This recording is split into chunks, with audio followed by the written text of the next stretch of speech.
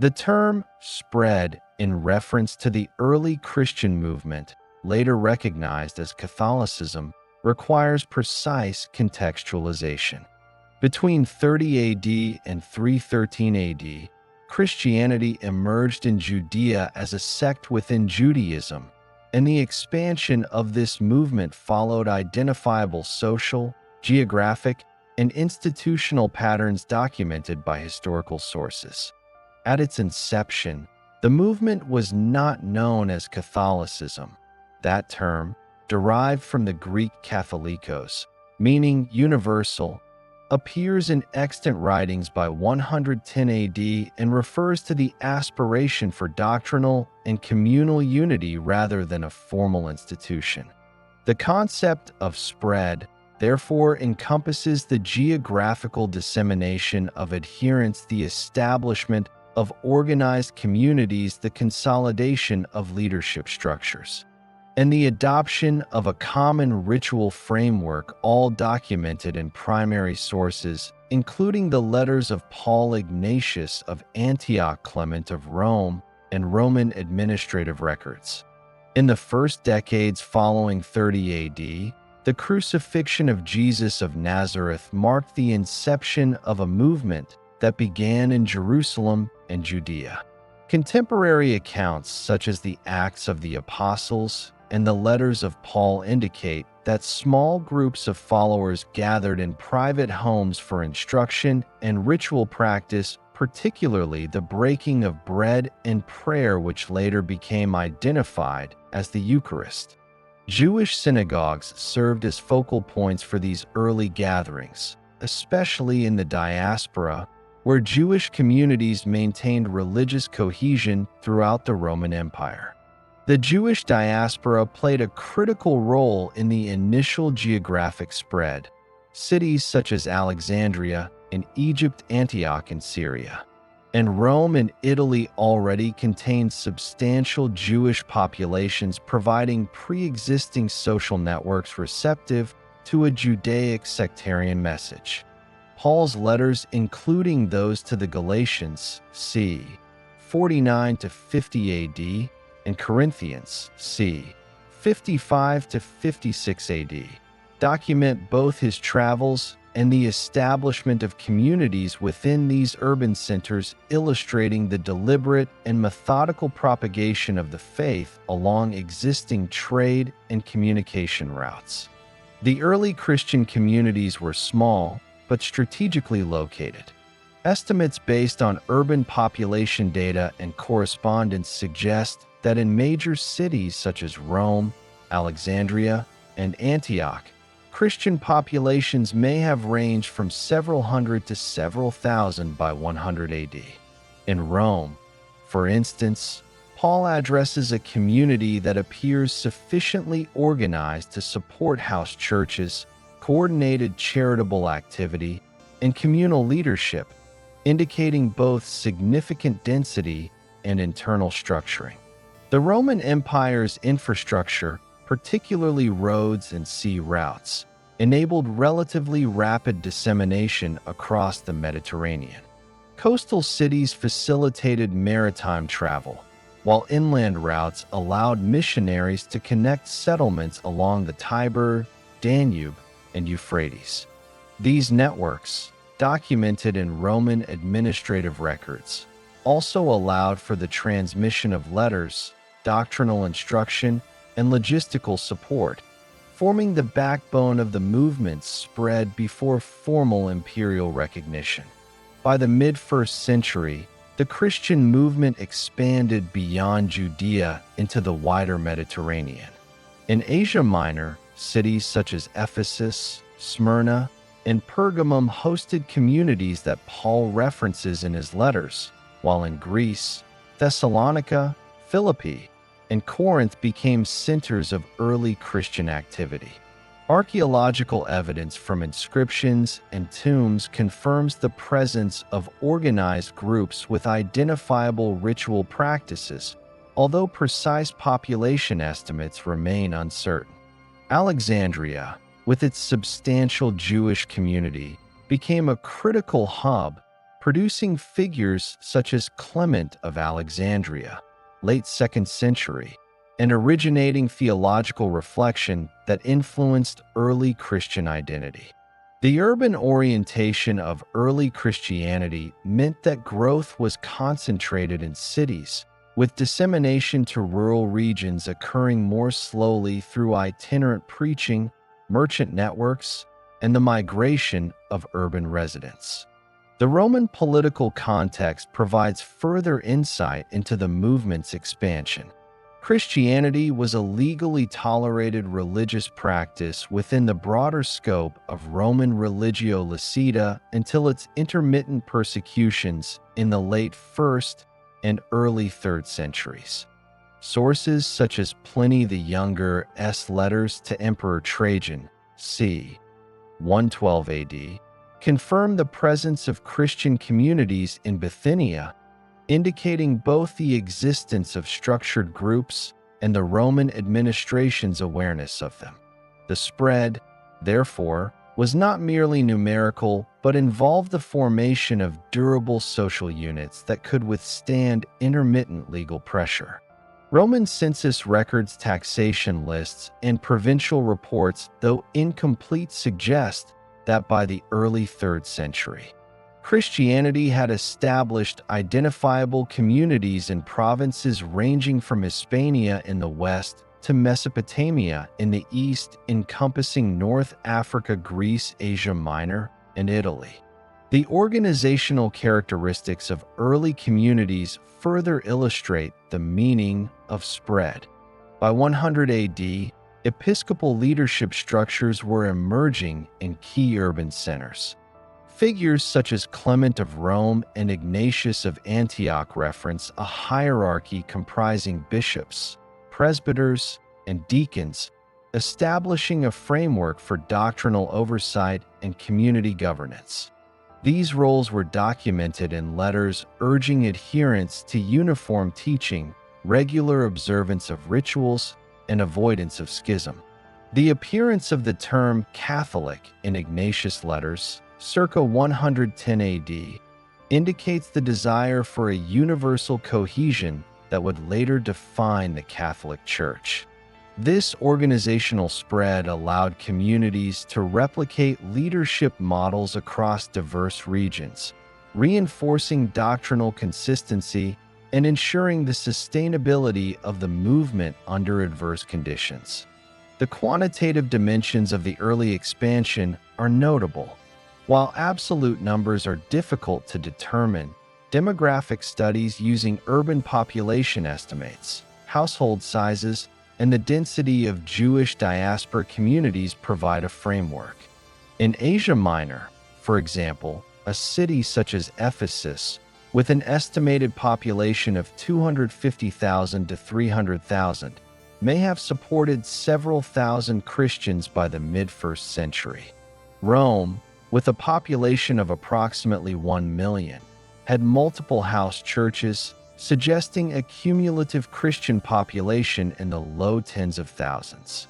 These communities, while a small minority within the empire, were concentrated enough to maintain regular worship, ritual practice, and leadership continuity, which were essential for the later institutional development of Catholicism.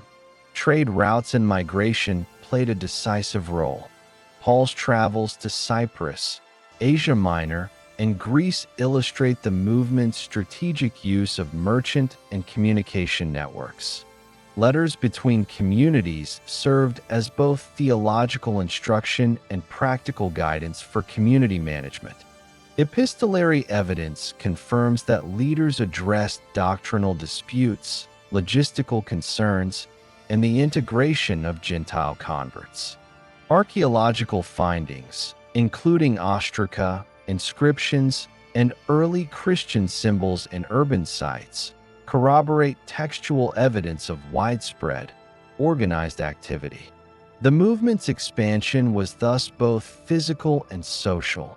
New adherents were recruited, local leadership structures were established, and networks of communication ensured cohesion across hundreds of miles. The period between 30 AD and 313 AD also illustrates the incremental establishment of Christian identity apart from Judaism. Initially, early Christians maintained Jewish ritual observance while recognizing Jesus as Messiah. The letters of Paul indicate early theological debates over circumcision, dietary laws, and Gentile inclusion, demonstrating the process by which the movement negotiated identity boundaries. These debates, documented in letters to the Galatians and Corinthians, highlight the organizational sophistication and regional diversity of early Christian communities. By the end of the 3rd century, the differentiation between Judaism and Christianity had become more pronounced, further enabling Christianity to define itself as a distinct religious movement capable of universal appeal, prefiguring the Catholic institutional identity solidified after 313 AD. By 313 AD, immediately before the Edict of Milan, Christianity had reached every major region of the Roman Empire. The spread was evident in Spain, Gaul, North Africa, Egypt, Syria, Asia Minor, Greece, and Italy. Communities operated in private homes, synagogues, and informal meeting spaces, demonstrating both adaptive flexibility and organizational continuity. Quantitative estimates suggest that Christians constituted approximately 5 to 10% of the empire's population, concentrated in urban centers but increasingly present in provincial towns and rural areas. Leadership structures, ritual practice, and epistolary correspondence ensured cohesion despite legal challenges, persecution, and geographic dispersion. Following the execution of Jesus of Nazareth around 30 AD, the nascent Christian movement began its systematic expansion across Judea, the Eastern Mediterranean, and eventually the broader Roman Empire. This expansion is recorded primarily through the letters of Paul, the writings of early church leaders such as Clement of Rome and Ignatius of Antioch, and corroborated by Roman administrative records and archaeological evidence from urban centers across the empire. The period from 30 to 100 AD establishes the foundations for later institutional Catholicism through the establishment of communities, the appointment of leadership, and the development of standardized practices, all observable in the historical record. The first decades after 30 AD were concentrated in Jerusalem, where the apostles maintained a small but active community of disciples. Peter, James, and John, among others, are documented in the Acts of the Apostles and early letters as central figures in coordinating gatherings, distributing resources, and maintaining communication with other groups that formed as followers dispersed. Evidence suggests that early gatherings were organized in private homes, a model that facilitated cohesion in the absence of dedicated worship buildings. These house churches, often accommodating tens of individuals per household, provided venues for ritual observance, instruction in teachings, and community organization. The practice of breaking bread and prayer is referenced in multiple Pauline letters, including 1 Corinthians, c.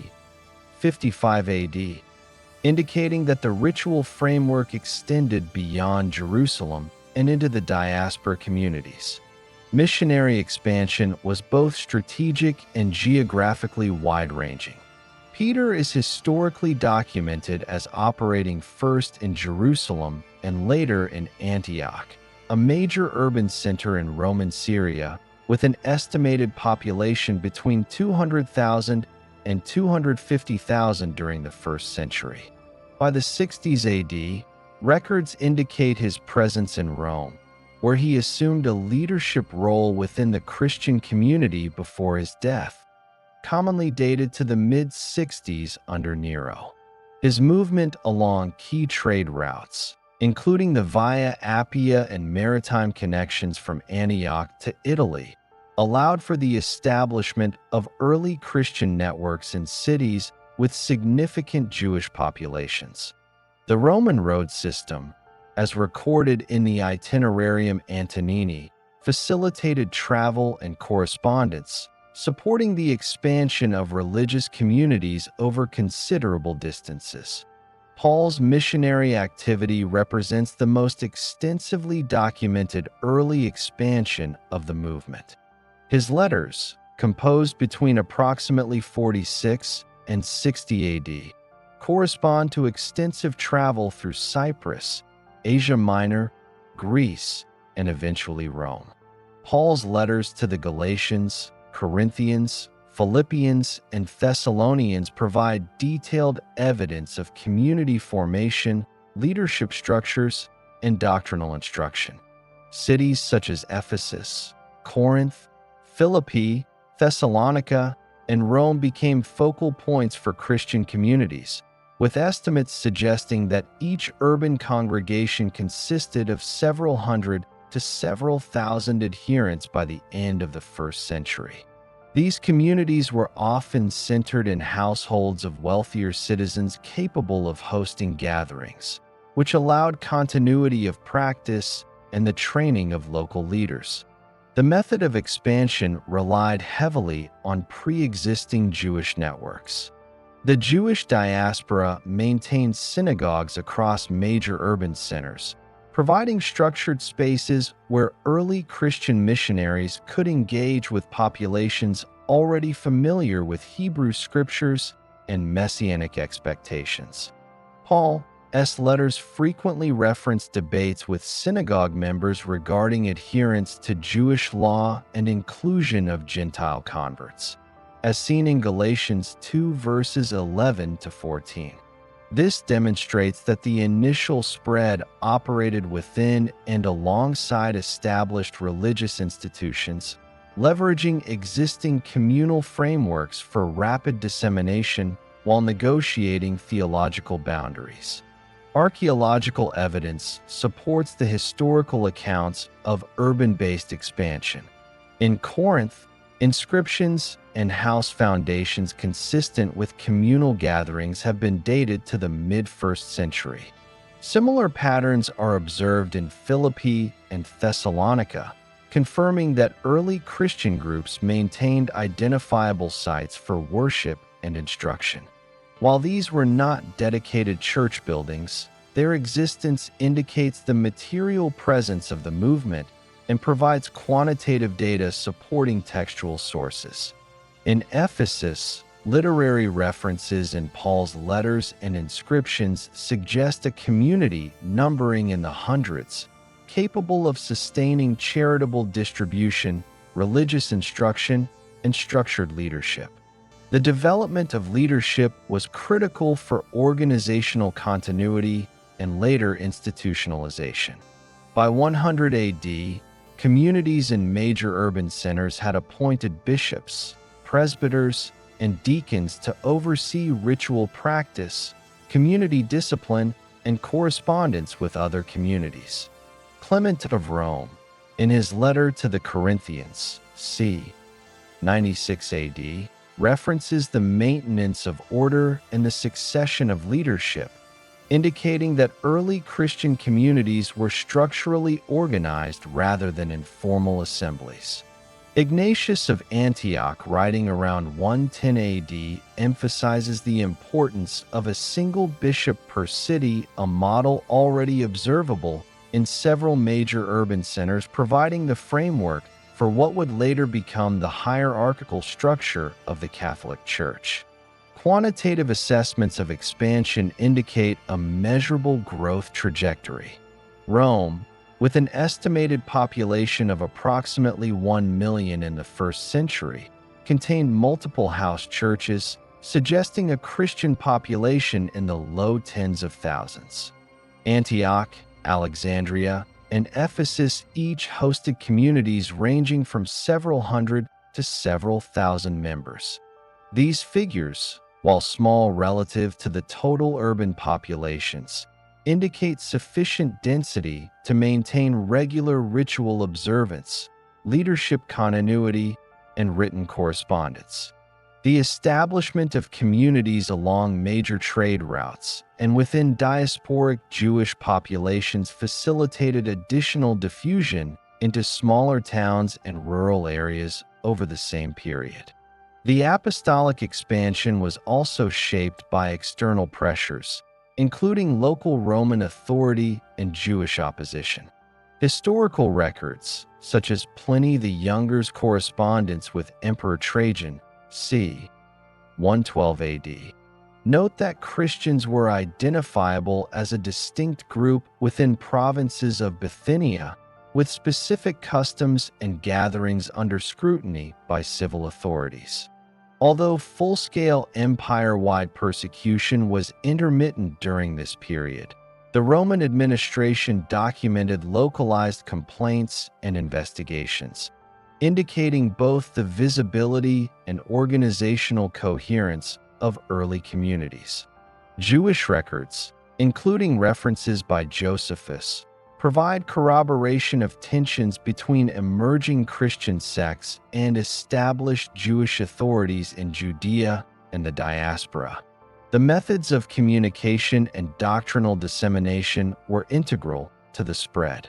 Paul's epistolary network allowed instruction and dispute resolution across hundreds of miles, ensuring that communities maintained common practice despite geographic dispersion. Letters included directions on liturgical observance, instructions for leadership succession, and responses to theological questions, as seen in 1 Thessalonians and 1 Corinthians.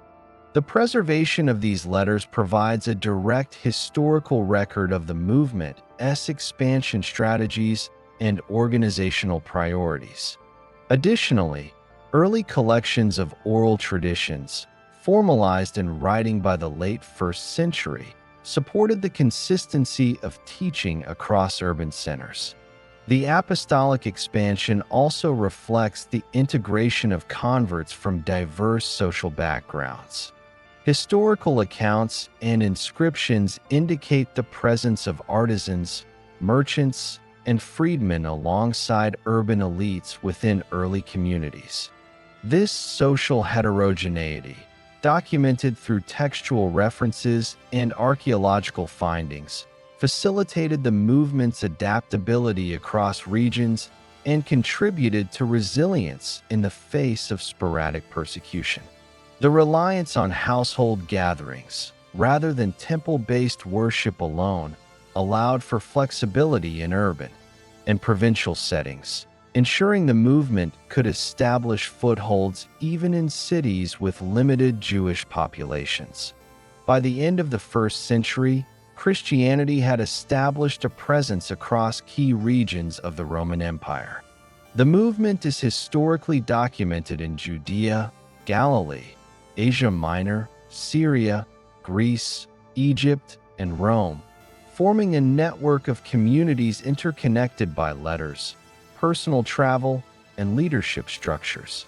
This period laid the foundational mechanisms for the later institutional church, providing models of hierarchical governance, community coordination, and doctrinal consistency. The documented spread demonstrates both geographic diffusion and organizational consolidation, essential elements for understanding the transition from early Christian sect to the Catholic Church, recognized in subsequent centuries. Following the apostolic expansion of the 1st century, the Christian movement underwent significant organizational and structural development between 100 and 250 AD. This period is characterized by the consolidation of leadership roles, the emergence of standardized practices, and the establishment of doctrinal cohesion within urban and provincial communities. The historical record for this era relies on letters from early church leaders, inscriptions, Roman administrative documents, and references by later ecclesiastical historians. These sources document the spread of Christianity beyond its initial Jewish context, highlighting both geographic dissemination and the creation of mechanisms for maintaining cohesion across a rapidly growing network of communities. By the early 2nd century, the episcopal system was becoming a defining feature of Christian organization. Ignatius of Antioch, in letters composed between 110 and 115 AD during his transfer to Rome for execution, emphasizes the presence of a single bishop per city, supported by presbyters and deacons. His letters to the communities of Smyrna, Ephesus, and Philadelphia provide direct evidence of the hierarchical structure and its role in maintaining doctrinal consistency and communal order. In Smyrna, Ignatius instructs the Christian community to observe the authority of the bishop in relation to the presbyters, highlighting the formalization of local leadership. These documents establish that by the early 2nd century, the framework of bishops governing urban congregations was widespread across Asia Minor, Syria, and the Eastern Mediterranean. Archaeological evidence, including inscriptions referring to presbyter or episkopos in Ephesus and other cities, supports the textual record of structured leadership. Standardization of ritual practice was another defining characteristic of this period. The celebration of the Eucharist, the practice of baptism, and the scheduling of communal gatherings became more uniform. Justin Martyr, writing circa 150 AD in his first Apology, describes Christian worship in Rome and identifies the sequence of readings, prayers, and the Eucharist, indicating a level of consistency that extends beyond individual communities. Tertullian, in Carthage around 200 AD, details regulations regarding baptism, fasting, and the conduct of the faithful, confirming that ritual standardization was evident across the Western provinces. The codification of these practices allowed communities in diverse locations, from North Africa to Asia Minor, to maintain cohesion despite local variations in urban environment, social composition, and Roman administrative structures. The term Catholic, meaning universal, appears in historical documentation during this period. Ignatius of Antioch uses the term in reference to the universality of the Church in his letter to the Smyrnians, circa 110 AD. The term denotes the intended doctrinal and organizational unity of Christian communities spread across the Roman Empire, rather than any formalized institutional designation at this time. By establishing a network of bishops, presbyters, and deacons, early communities were able to maintain consistency in teaching, ritual, and leadership succession. This structural framework was essential in preparing the movement for the subsequent period of intensified persecution and eventual imperial recognition. Geographic spread during this period extended along established Roman trade and communication networks. In Asia Minor, cities such as Ephesus, Smyrna, Pergamum, and Antioch contained organized Christian communities. North Africa saw the development of churches in Carthage and Alexandria, with inscriptions and epigraphic evidence indicating established leadership and ritual observance. Rome, as the administrative and economic hub of the empire, hosted multiple communities, including those referenced in letters by Clement of Rome around 96 AD. By 150 AD, Christianity had penetrated urban centers in Gaul, Hispania, and parts of the Eastern Mediterranean, demonstrating both longitudinal and latitudinal spread within the empire.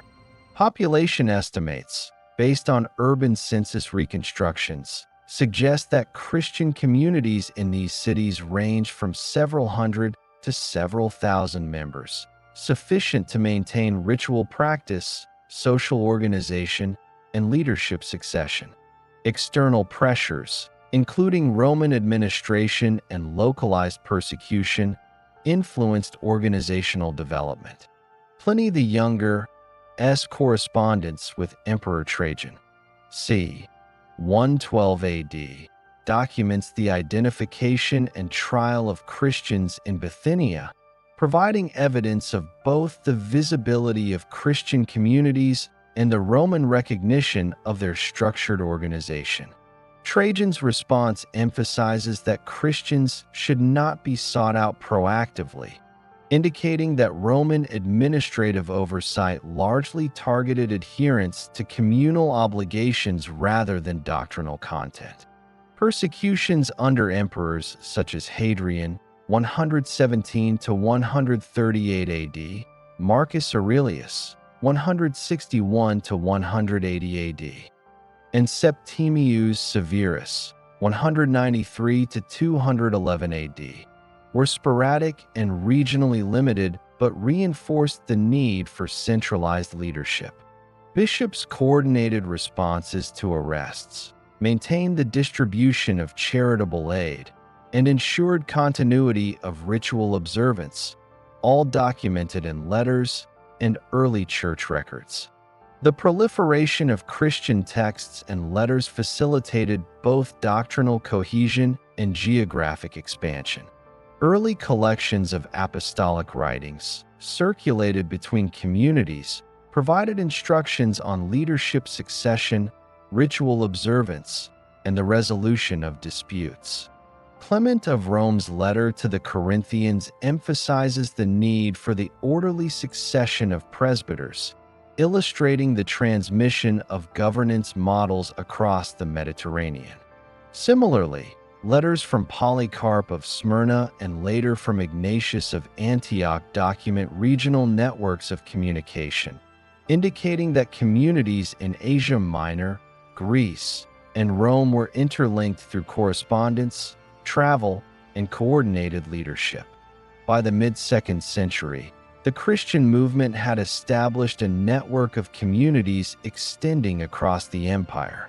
Asia Minor contained several dozen organized congregations, while North Africa hosted multiple communities in Carthage, Alexandria, and surrounding cities. Rome had a dense network of house churches capable of supporting ritual observance, charitable activity, and leadership succession. Quantitative estimates suggest that by 150 AD, Christians constituted between 1 and 3% of the population of urban centers in the eastern Mediterranean, with higher concentrations in certain cities due to diasporic Jewish populations and trade-related migration patterns. These figures, while modest relative to the total population, represent sufficient density to sustain institutional structures and facilitate further expansion. The period between 150 and 250 AD saw additional consolidation in response to both internal and external challenges. The development of a standardized Eucharistic practice, the formalization of baptismal rites, and the coordination of community discipline became increasingly codified. Tertullian's Apologeticus and other contemporary writings document uniform expectations for ritual participation, ethical conduct, and hierarchical oversight, confirming the movement's operational consistency. Bishops exercised authority over regional presbyters and deacons, ensuring that communities adhered to agreed-upon practices. This period also saw the emergence of regional councils, informal meetings of multiple bishops to discuss doctrinal and administrative matters, laying the groundwork for later formal councils such as Nicaea, 325 AD. Persecutions during this period further shaped organizational development. Decius' empire-wide persecution, 249 to 251 AD, falls just beyond this segment's temporal boundary, but earlier localized persecutions, under Marcus Aurelius and Severus, produced patterns of response that strengthened the movement. Bishops organized communal support for those imprisoned, maintained financial aid for families, and preserved ritual continuity. These administrative capacities, documented in letters and martyr lists, indicate that the expansion of the Church was not solely geographic but involved the replication of organizational competencies across regions. The dissemination of leadership models contributed to doctrinal uniformity.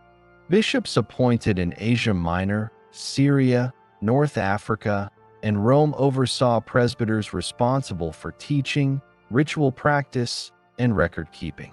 Deacons managed the distribution of resources and charitable functions, particularly in urban environments where economic disparities required structured support systems. This hierarchical arrangement, consistently documented in letters and inscriptions, provided both resilience against persecution and the ability to coordinate expansion into new urban and provincial areas. The replication of this model in successive generations allowed the movement to maintain cohesion despite geographic dispersion and external pressures. By the end of the 3rd century, the institutional framework established between 100 and 250 AD provided the foundation for what would later become recognized as Catholicism. Urban communities across the Mediterranean operated under episcopal oversight, with presbyters and deacons ensuring ritual consistency and communal administration. Textual sources, including Ignatius of Antioch, Clement of Rome, Justin Martyr, and Tertullian, document both the leadership hierarchy and standardized practices, confirming continuity across diverse regions. The appearance of the term Catholic reflects the aspiration for doctrinal universality and structural cohesion rather than any formalized imperial endorsement. The period between 250 AD and 313 AD marks a critical phase in the expansion and structural development of Christianity, immediately preceding its legal recognition under the Edict of Milan. Historical sources, including imperial edicts, letters of bishops, martyrdom accounts, and Roman administrative records, provide a detailed account of the movement's resilience. Organizational refinement and regional spread during a period characterized by heightened imperial scrutiny and sporadic, yet systematic persecution. The Decian persecution, initiated under Emperor Decius in 249 AD, represents one of the earliest empire-wide efforts to impose religious conformity. Decius issued an edict requiring all citizens to perform sacrificial offerings to Roman gods and to obtain certificates confirming compliance. Provincial governors enforced this edict, as documented in papyri from Egypt, legal letters from Anatolia, and correspondence from bishops such as Dionysius of Alexandria. Christians who refused these sacrificial acts were subject to imprisonment, confiscation of property, and execution. Historical records indicate that compliance varied regionally. In urban centers such as Carthage, Alexandria, and Rome, Christians represented a sufficiently large proportion of the population to draw administrative attention. Letters from bishops to their congregations, preserved in part by later church historians such as Eusebius, indicate that episcopal leadership coordinated responses to imprisonment, provided material aid to families, and maintained records of those who had died under persecution. Martyrdom during this period was documented in various accounts, including the letters describing the execution of Bishop Fabian of Rome, c. 250 AD, and the record of the martyrdom of the martyrs of Carthage.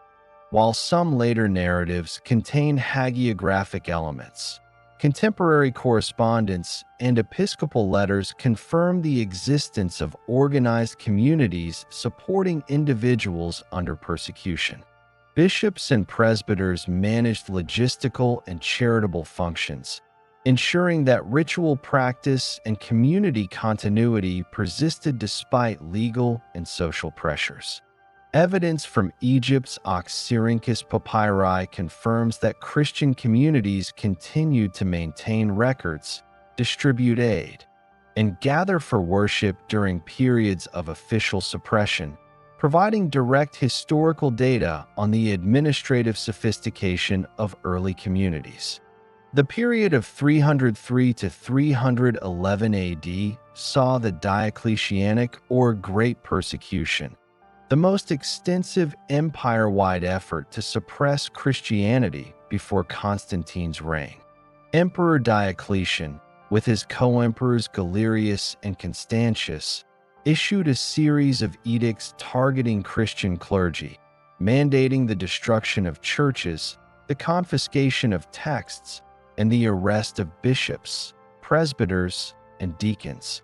Provincial archives, including papyri from Egypt and inscriptions in Asia Minor, corroborate the enforcement of these edicts. These records indicate that persecution was systematic and extended across multiple regions, including North Africa, Asia Minor, the Levant, and parts of the Italian peninsula. Despite these measures, communities persisted, particularly in urban centers with dense populations and established leadership hierarchies. Organizational structures established in previous decades, episcopal oversight, presbyterial support, and diaconal administration proved essential for the survival of the movement.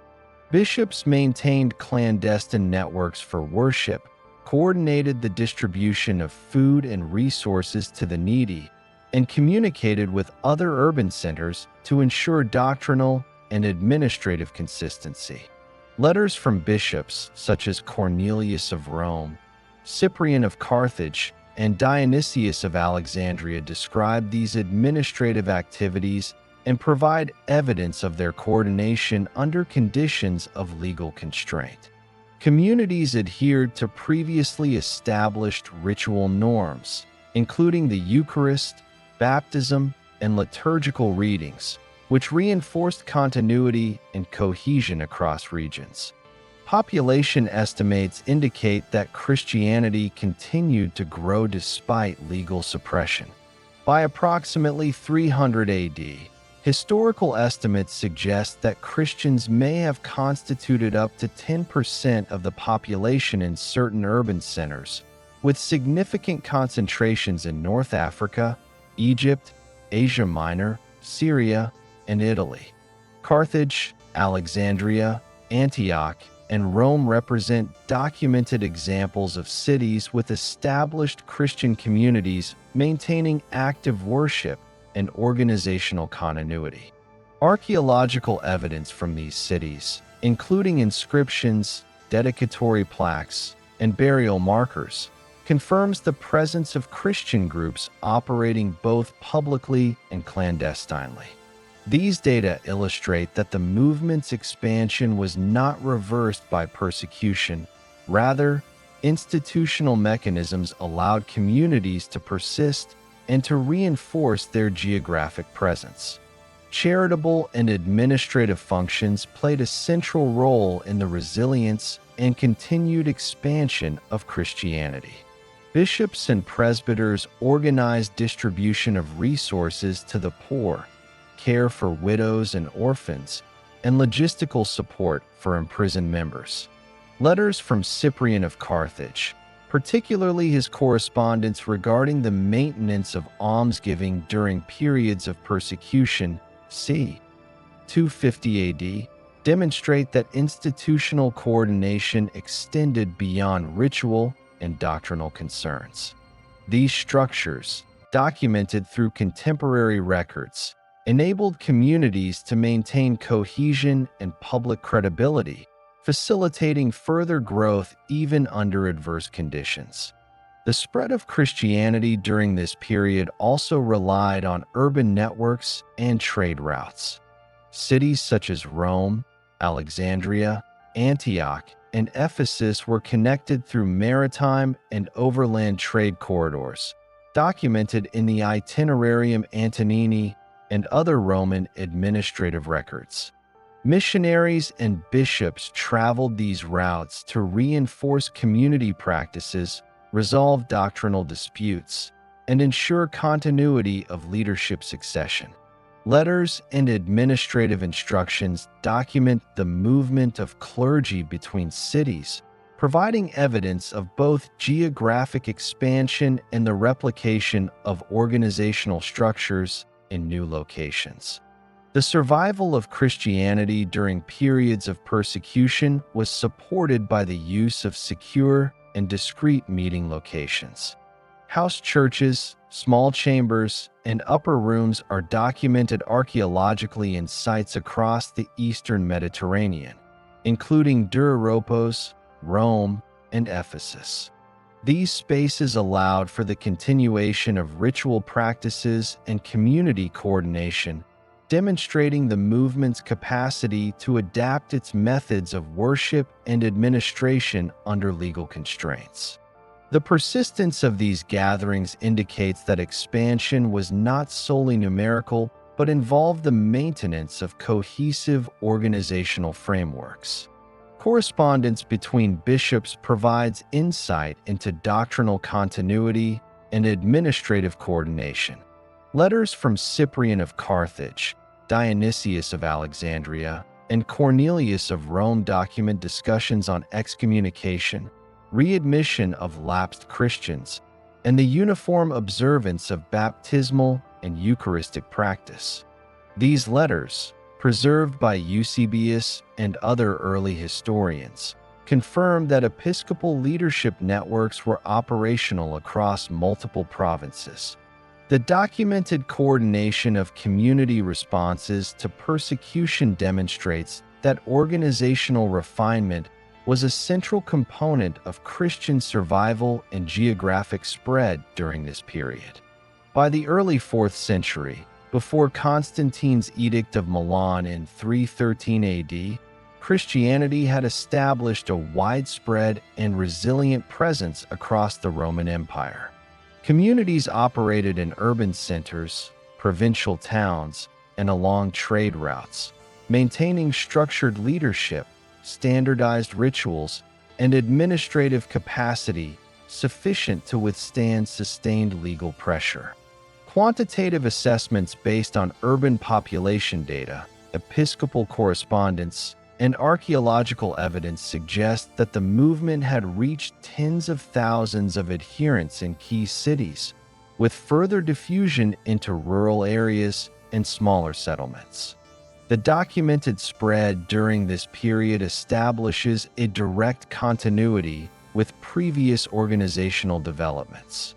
The episcopal hierarchy implemented between 100 and 250 AD, the standardization of ritual practices, and the coordination of correspondence and administrative functions provided mechanisms for maintaining cohesion and extending influence. Despite repeated legal challenges and periodic persecution, these structures enabled communities to persist, expand, and establish the patterns of leadership, worship, and geographic distribution that would form the foundation for Catholic institutionalization in the early 4th century. The period from 313 AD to 380 AD represents a critical transformation in the history of Christianity, during which the movement transitioned from a legally tolerated minority to the official religion of the Roman Empire. This phase is characterized by legal recognition, the construction of ecclesiastical infrastructure, the development of formal administrative and hierarchical structures, and doctrinal consolidation. Historical documentation for this era includes imperial edicts, council records, episcopal correspondence, and contemporary accounts by ecclesiastical historians, providing a detailed record of both institutional and geographic expansion. The Edict of Milan, issued in 313 AD by Emperors Constantine I and Licinius, is the pivotal legal instrument that sanctioned Christianity. Surviving sources, including Lactantius de Mortibus Persecutorum and Eusebius Vita Constantini, confirm that the edict granted Christians the freedom to practice their religion openly, restored confiscated property, and established legal protections for clergy and laity. The decree applied across the Eastern and Western Roman Empire, covering provinces from Italy and Gaul to Asia Minor and Egypt. This legal recognition removed the prior threat of imperial persecution and facilitated both the public practice of worship and the expansion of Christian institutions in urban and provincial centers. Following legalization, Constantine and subsequent emperors promoted the construction of churches and basilicas across the empire. Archaeological evidence from Rome, Constantinople, Antioch, and North Africa confirms the erection of large Christian structures, including the Basilica of St. Peter in Rome, construction initiated c.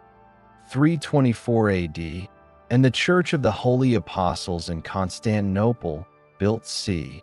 330 AD. These buildings served as centers for communal worship, administrative coordination, and ritual standardization. Contemporary records indicate that imperial patronage included the allocation of land, exemption from taxation, and financial support for clergy salaries, allowing the church to maintain a permanent presence in major urban centers. The period also witnessed the formalization of the episcopal hierarchy and administrative structures across regions. Bishops exercised authority over presbyters, deacons, and local congregations, a system documented in correspondence and council records. The Council of Nicaea in 325 AD, convened by Constantine, provides the earliest surviving imperial record of doctrinal standardization. The council addressed disputes over the nature of Christ, particularly Arianism, and produced the Nicene Creed, establishing a unified theological framework. Records of attendance, preserved by Eusebius and later historians, indicate representation from regions including Asia Minor, Syria, Egypt, and Italy. This council formalized both theological consensus and hierarchical authority, providing a model for subsequent ecclesiastical councils. Christian administration extended beyond ritual and doctrinal matters into social and civic functions. Bishops assumed roles previously held by municipal authorities, particularly in cities affected by economic instability and declining imperial oversight. Letters and administrative documents from this period indicate that bishops coordinated charitable distribution, organized care for the poor, and managed the restoration and construction of public facilities, including churches and hospices. These activities, documented in letters from bishops such as Hosius of Corduba and correspondence regarding urban governance in Alexandria, demonstrate the dual religious and civic role of episcopal leadership. Geographically, the legalization and imperial support enabled Christianity to expand both within the core Roman territories and along peripheral regions. In the Western Empire, communities in Gaul, Hispania, and Britain experienced accelerated institutional growth. In North Africa, Carthage and Alexandria became major ecclesiastical centers, supporting dense networks of episcopal oversight and presbyterial administration.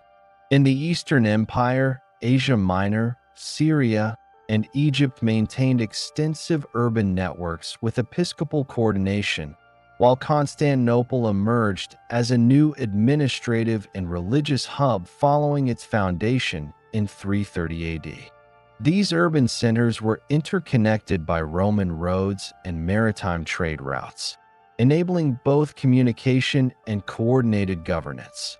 The expansion of church infrastructure included the standardization of liturgical practices and clerical roles.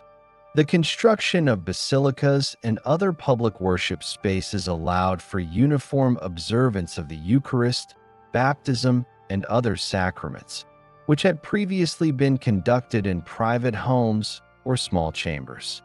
Clergy were formally recognized, with bishops, presbyters, and deacons receiving official titles and often legal privileges. Evidence from council records, imperial correspondence, and inscriptions documents the distribution of clerical responsibilities, confirming a structured approach to governance and ritual practice. These institutional developments ensured continuity and facilitated further expansion of Christian communities into previously underrepresented regions.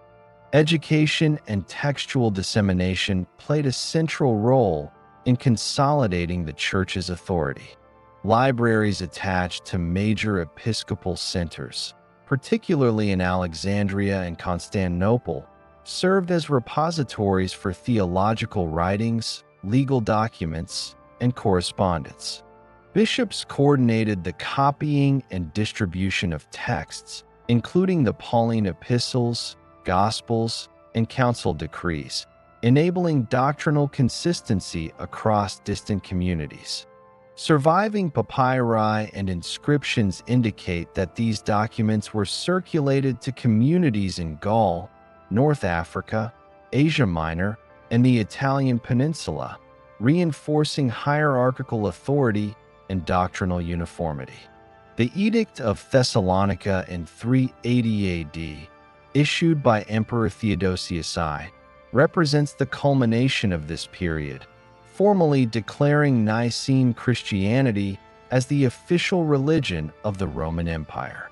The edict, preserved in imperial codices, mandated adherence to the Nicene Creed and recognized the episcopal hierarchy as the authoritative organizational framework for the Church.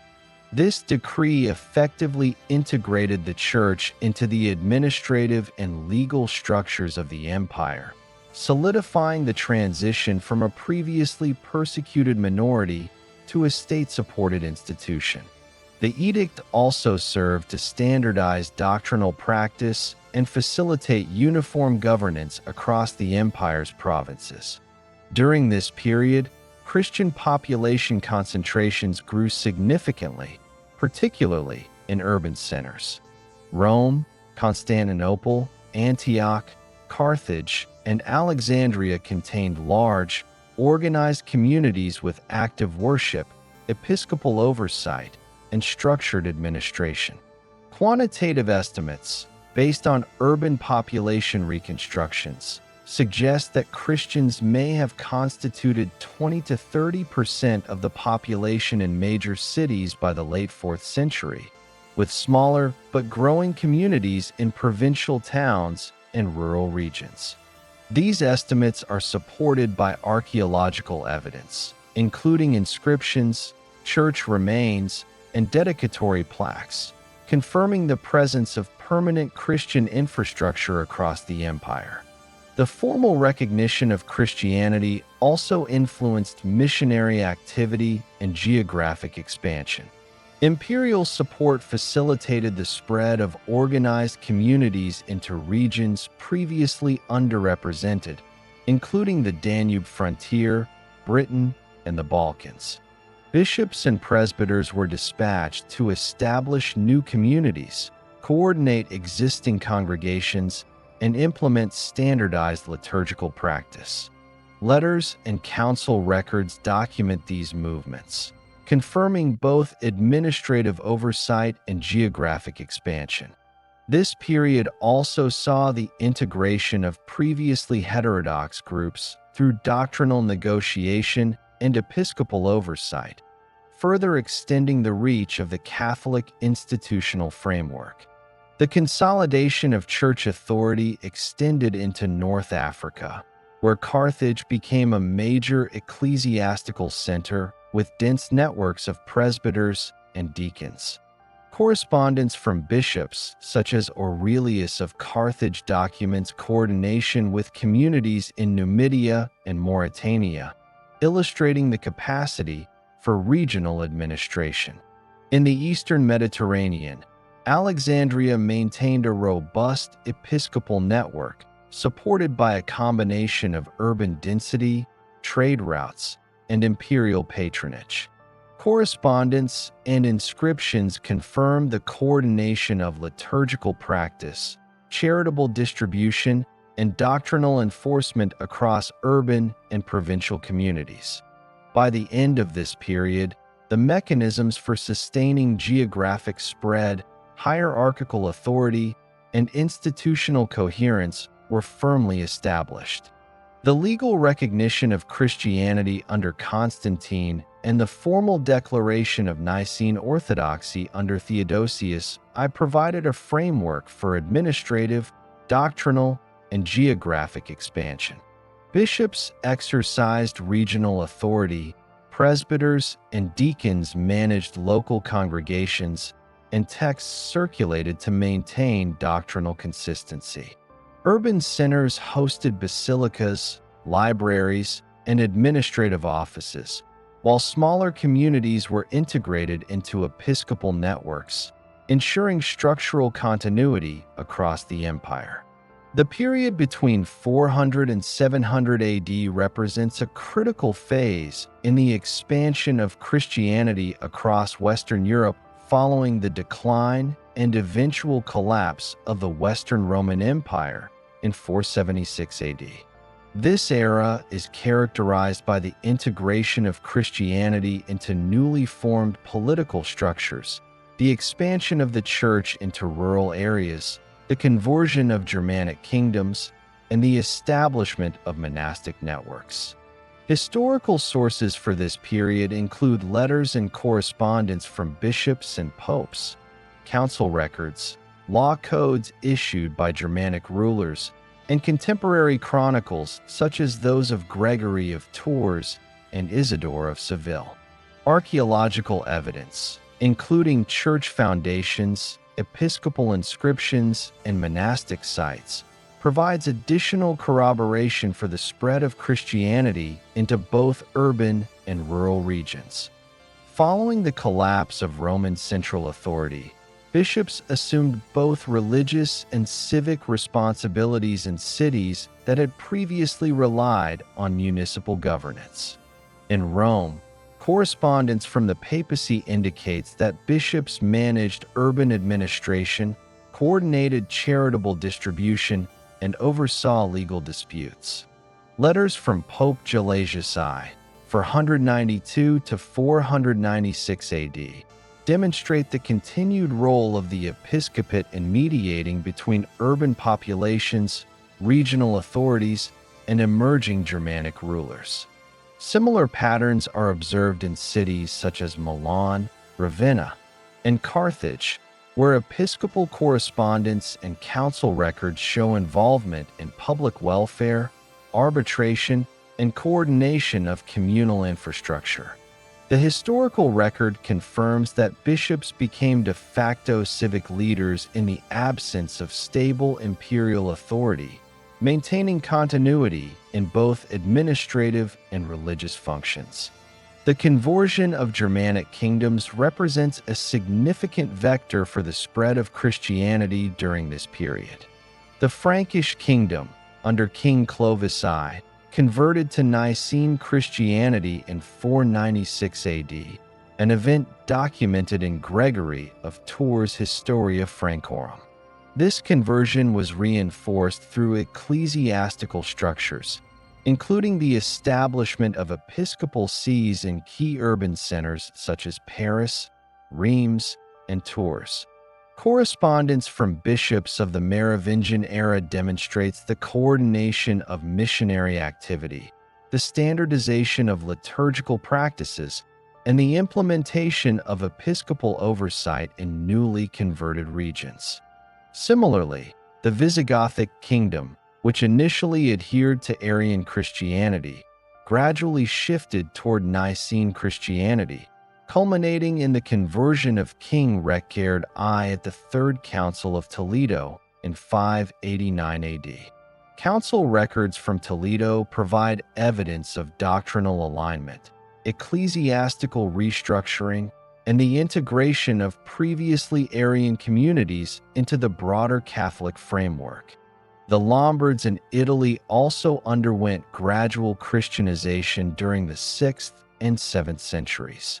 Contemporary sources, including letters and legal codes issued by Lombard rulers, document the establishment of episcopal oversight and the alignment of Lombard communities with Nicene orthodoxy.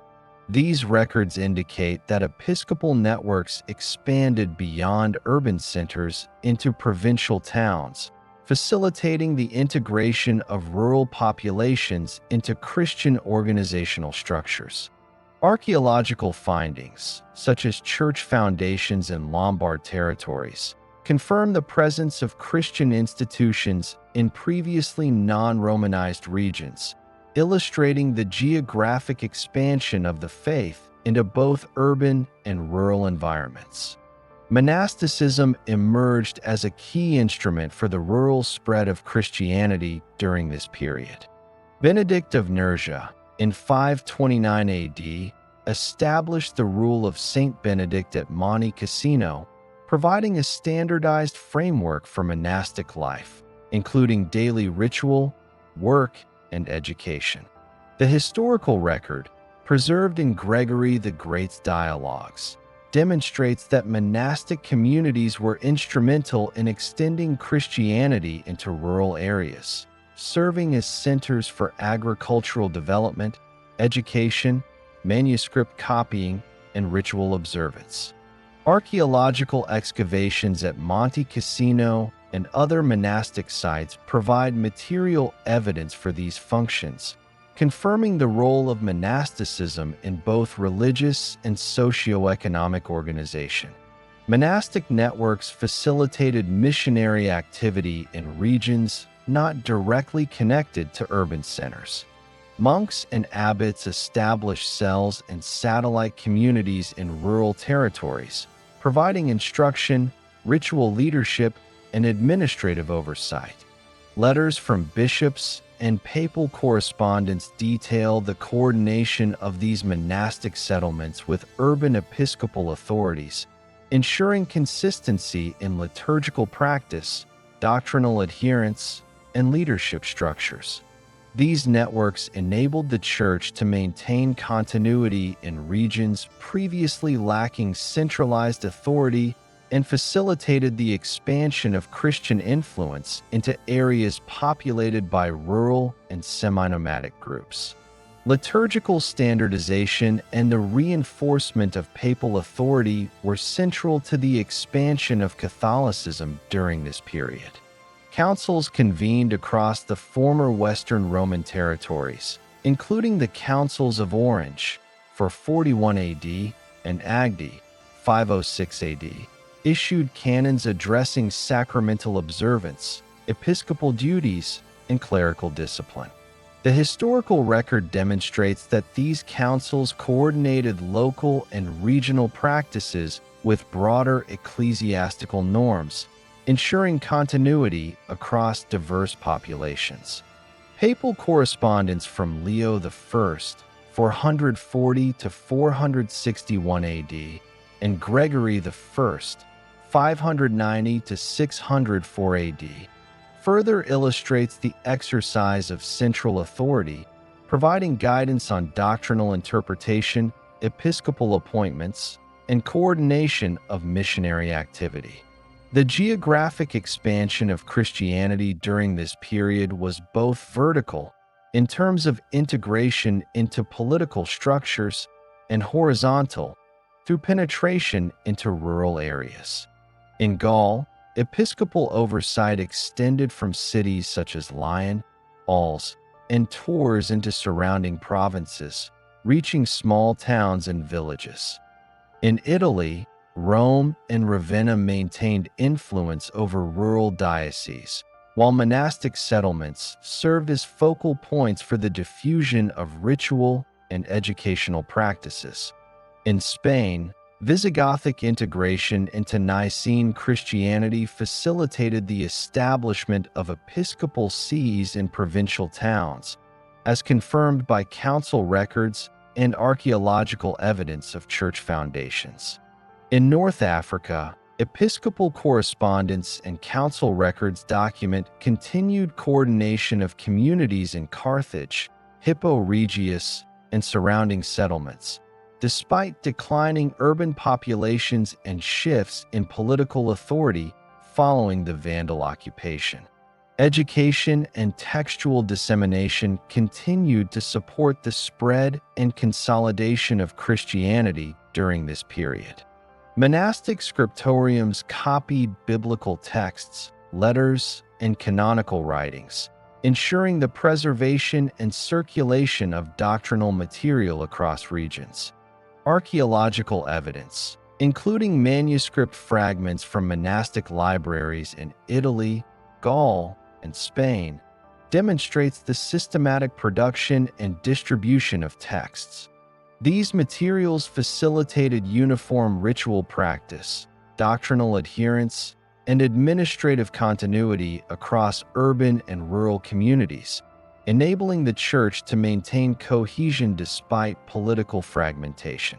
The conversion of additional Germanic peoples, including the Anglo-Saxons, Frisians, and Bavarians, began in the latter part of this period, laying the groundwork for further expansion in subsequent centuries. While the full-scale Christianization of these populations occurred later, letters from early missionaries, including correspondence preserved in papal archives, document initial contacts, missionary activity, and the establishment of nascent episcopal structures. These records provide evidence of the Church's strategic expansion into territories beyond the former Western Roman administrative framework. Charitable activities and the coordination of social welfare continued to reinforce the Church's influence in both urban and rural contexts. Bishops and abbots administered the distribution of food, care for orphans and widows, and management of communal resources.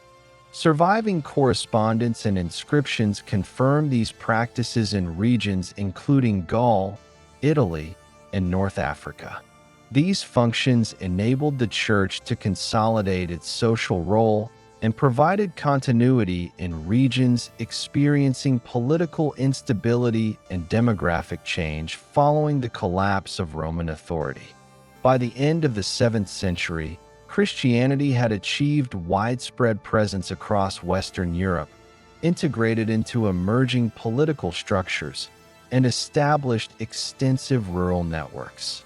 Quantitative estimates based on urban and monastic population reconstructions suggest that Christian communities numbered in the tens of thousands in urban centers and in the low thousands in rural settlements, providing sufficient density to maintain ritual observance, leadership continuity, and administrative coordination. Archaeological evidence, including church foundations, monastic sites, and episcopal inscriptions, confirms the material presence of these communities across Gaul, Italy, Spain, and North Africa. The period from 600 to 1100 AD marks the extension of Christianity beyond the former Roman and Germanic core territories into Northern and Eastern Europe. This expansion relied on documented missionary activity, the establishment of episcopal sees, liturgical standardization, and the coordination of papal and monastic institutions. Sources for this period include letters from popes and bishops, ecclesiastical council records, chronicles such as those of Bede and Adam of Bremen, legal codes from emerging kingdoms, and archaeological evidence from churches, monasteries, and mission sites. In 597 AD, Pope Gregory I, 590 to 604 AD, dispatched Augustine, later known as Augustine of Canterbury, to convert the Anglo-Saxon kingdoms of southern Britain. The Gregorian mission, as documented in Bede's Ecclesiastical History of the English People, completed 731 AD, established episcopal authority in Canterbury and York and led to the conversion of King Ethelbert of Kent. Letters from Gregory to Augustine provide detailed instructions on the organization of churches, the appointment of bishops, and the integration of local practices with Roman liturgical norms. Episcopal sees were established to administer both urban and regional congregations, ensuring consistency in ritual practice and doctrinal adherence. Archaeological evidence, including church foundations in Canterbury and Rochester, confirms the establishment of ecclesiastical infrastructure during this mission. The mission extended into other Anglo-Saxon kingdoms through subsequent waves of episcopal and monastic activity. Bishops appointed under Augustine's supervision maintained correspondence with Rome and with neighboring dioceses to standardize practice and reinforce hierarchical authority. Surviving letters from Gregory demonstrate oversight of liturgical uniformity, the training of clergy, and the coordination of missionary activity, providing direct historical evidence of organized ecclesiastical expansion beyond the initial conversion of Kent. In continental Europe, missionary work during the 8th century facilitated the spread of Christianity among Germanic and Slavic populations. Boniface, an Anglo-Saxon monk, conducted extensive missions in the regions of modern Germany, Bavaria, and Hesse, as documented in his correspondence with Popes Gregory III, 731 to 741 AD, and Zachary, 741 to 752 AD. Boniface established episcopal sees, including Mainz, Fulda, and Würzburg, and organized synods to regulate ecclesiastical practice.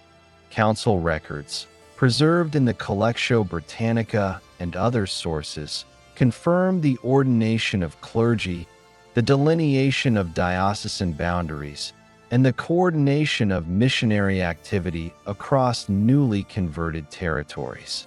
Archaeological evidence, including early medieval church foundations in Hesse and Bavaria, corroborates the documented establishment of episcopal infrastructure. The conversion of the Slavs proceeded under both Western and Eastern ecclesiastical influence. Papal correspondence documents efforts to introduce Latin Christianity among the Sorbs, Moravians, and other Slavic groups in the 9th century. Missionary efforts often relied on monastic centers as logistical bases for travel, education, and the training of local clergy. Archaeological findings, including church remnants in Moravia and Bohemia, provide material confirmation of these efforts. Missionary letters emphasize the implementation of Roman liturgical practices and adherence to episcopal oversight, illustrating continuity in administrative and ritual standardization across diverse geographic regions. Christianity reached Scandinavia gradually between the 9th and 11th centuries. Historical accounts, including Adam of Bremen's Gesta Hammerbergensis Ecclesiae Pontificum, circa 1075 AD, document the establishment of episcopal sees in Denmark, Norway, and Sweden, including Hedeby, Roskilde, and Skara. Letters from the papacy confirm the appointment of bishops, the delineation of diocesan jurisdictions, and instructions for liturgical conformity. Missionary activity in Scandinavia included both urban centers, such as trading towns along the Baltic and North Sea, and rural areas integrated into emerging political structures. Archaeological evidence, including church foundations, runic inscriptions referencing Christian practice, and relic sites, confirms the documented expansion of ecclesiastical infrastructure. The establishment of Christianity in Central Europe followed documented conversions of rulers and the integration of local populations into ecclesiastical structures. Poland formally adopted Christianity with the baptism of Mieszko I in 966 AD, as recorded in the Gesta Principum Paulinorum. Episcopal sees were established in Poznan, Gniezno, and Krakow, providing administrative oversight for urban and rural congregations.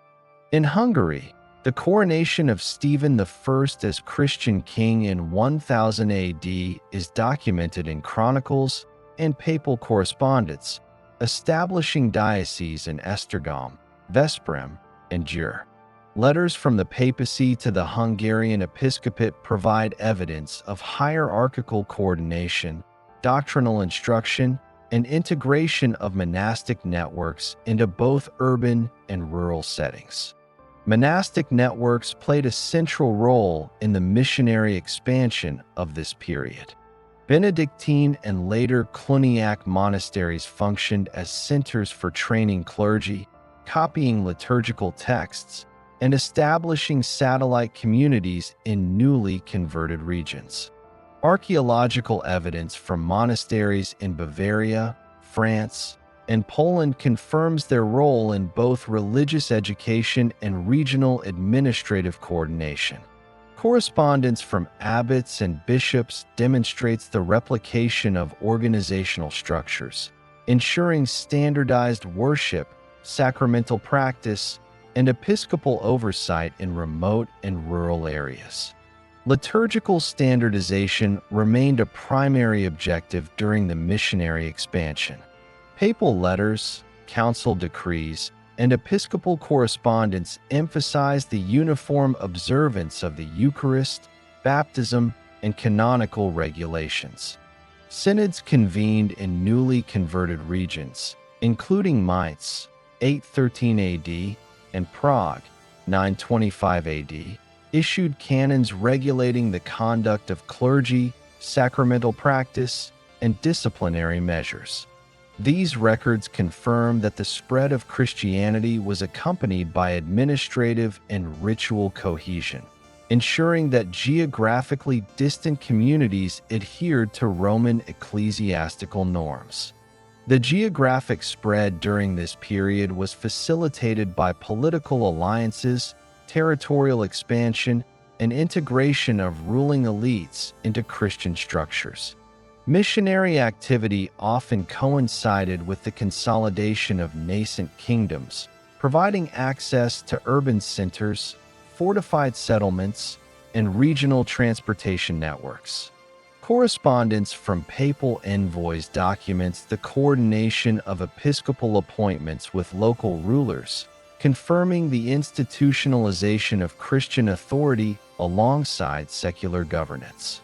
Archaeological evidence, including fortified churches and episcopal residences, provides material corroboration for these administrative arrangements.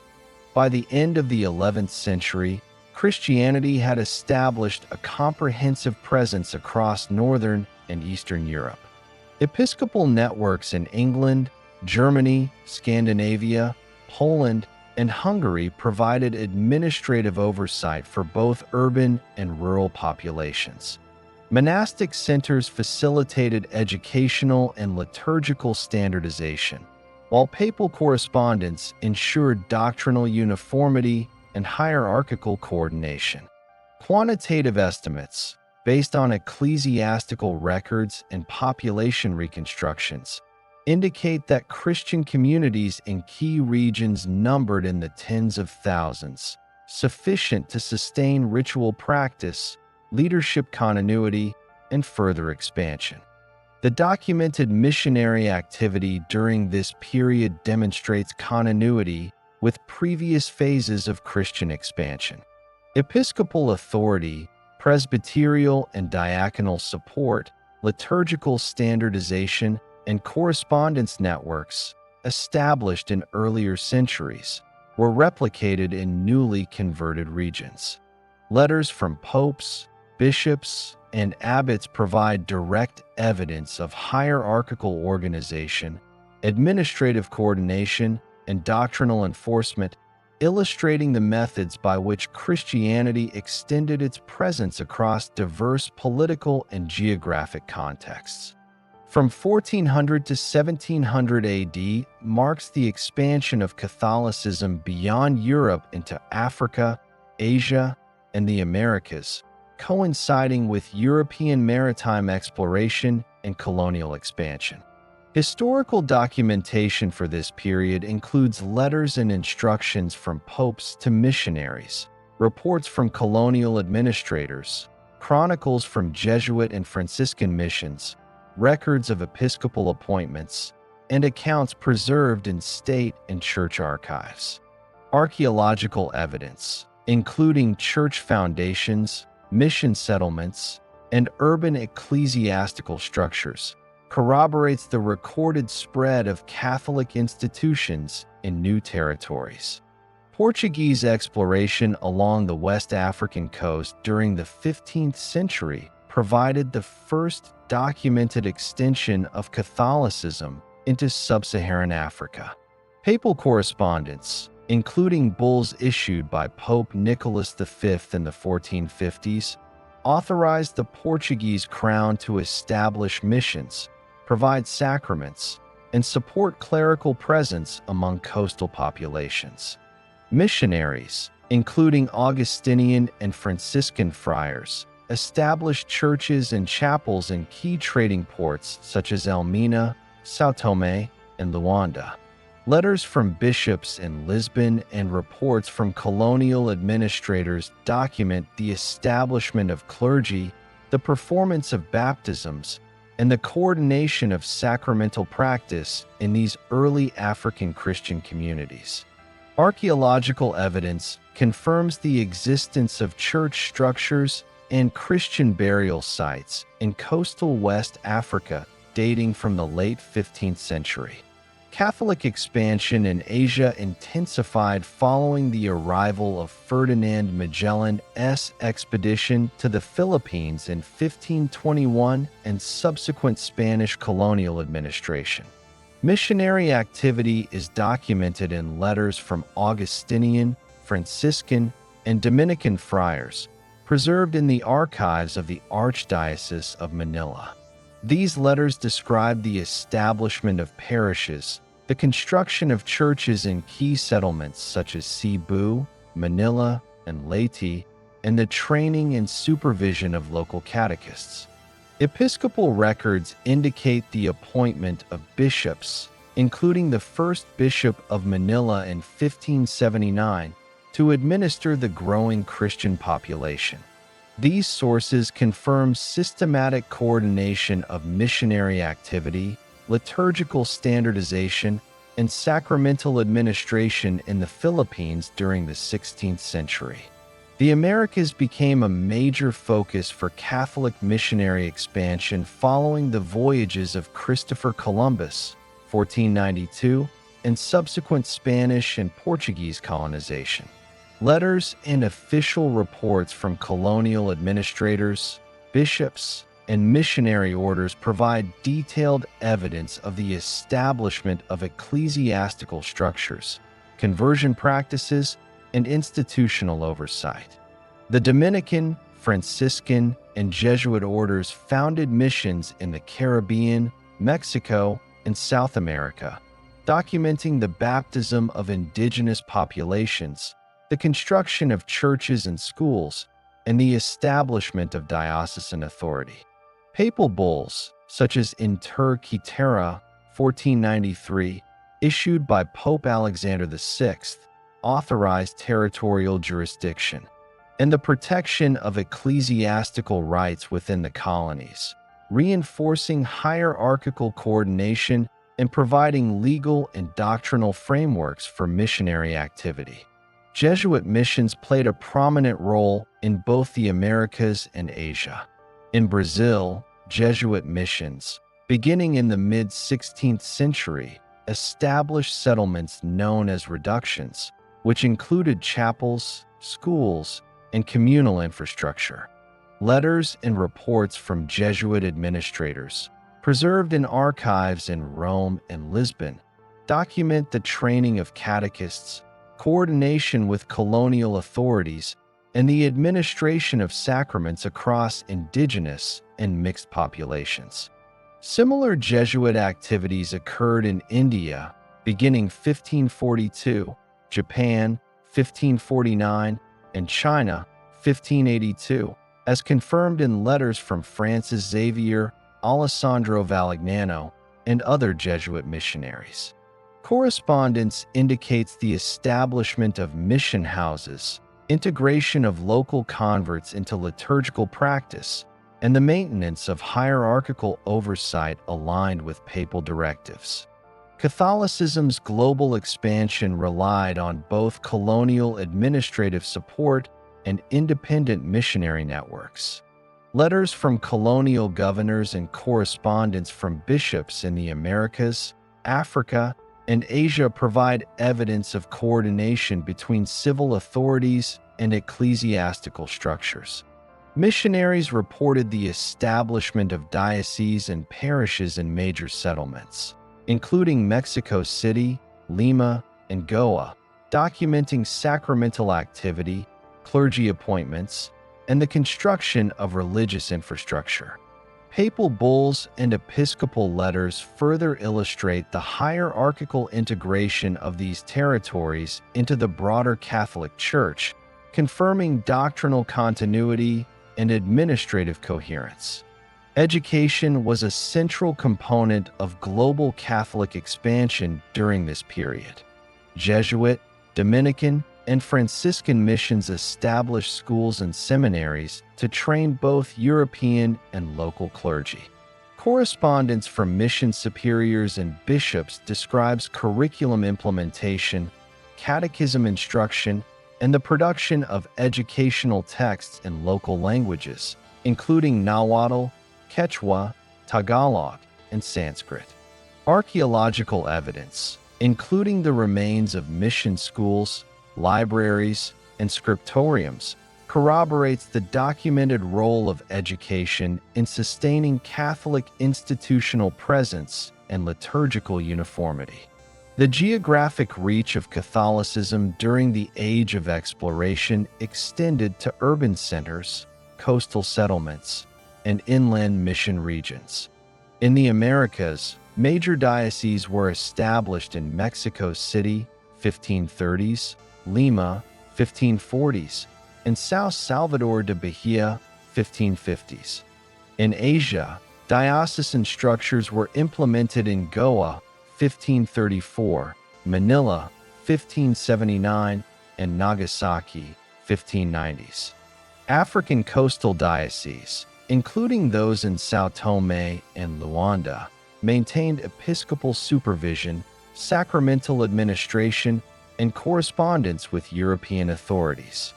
These developments indicate that the Church's administrative framework was replicated across continents, ensuring hierarchical coordination and doctrinal adherence in widely dispersed communities.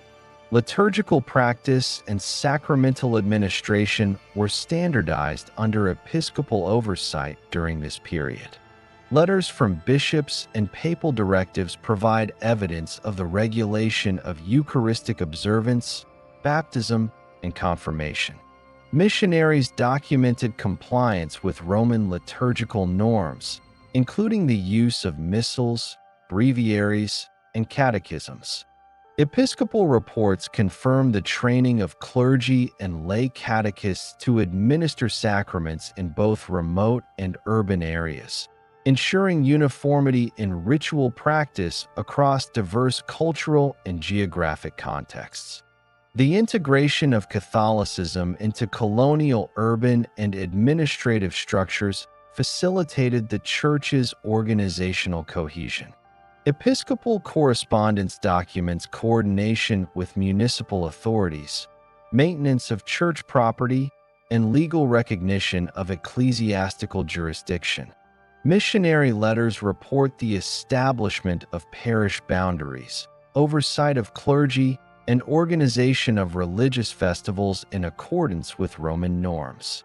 Archaeological evidence, including urban churches, cathedrals, and mission complexes, confirms the documented presence and institutional consolidation of Catholicism in major settlements.